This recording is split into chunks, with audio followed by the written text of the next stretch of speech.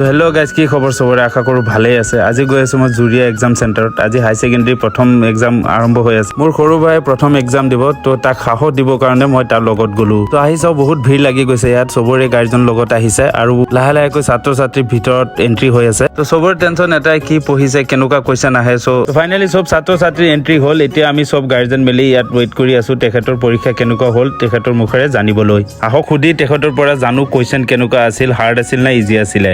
এজনকৈ সুধি চাওঁ। কেনেকুৱা লিখিছে পৰীক্ষা? বহুত ভাল ভাল হৈছে নে? কেনেকুৱা লিখিছে? ভালেই হৈছে কেনেকুৱা, হাৰ্ড আছিল নে ইজি আছিলে? ইজি নে? কেনেকুৱা লিখিছে পৰীক্ষা? ভাল লাগিছে নে? কেনেকুৱা লিখিছে পৰীক্ষা? ভালে গৈছে নে? হাৰ্ড আছিল নে? Wow, very good.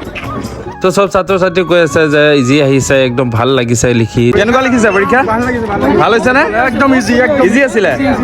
আমিও কামনা কৰোঁ যাতে তেখেতৰ পৰীক্ষা ভাল হয়, ভাল লিখে। আমিও এইটো খোজোঁ যাতে চবৰে ৰিজাল্ট ভাল হয়। কেনেকুৱা লিখিছে পৰীক্ষা? হাৰ্ড আছিল নে ইজি আছিলে? ধুনীয়া। তো চব ছাত্ৰ ছাত্ৰীৰ কথা শুনি ভালে লাগি আছে। পৰীক্ষা একদম ইজি আহিছে, চবে একদম নৰ্মেলি ভালকে লিখিছে, শুনিও ভাল লাগি আছে আমাৰ। কেনেকুৱা আছিলে পৰীক্ষা? পৰীক্ষা পঢ়ি গৈছিলো কি আহি গ'ল কিবা হাৰ্ড আছিল নে ইজি আছিলে? আছিল আৰু ভেৰি নাইচ। এই ছাত্ৰজনক দেখি মোৰ বহুত ভাল লাগিছে। ইমান অসুস্থতাৰ মাজতো আহি এক্সামটো কমপ্লিট কৰিছে। কেনেকুৱা হৈছে পৰীক্ষা?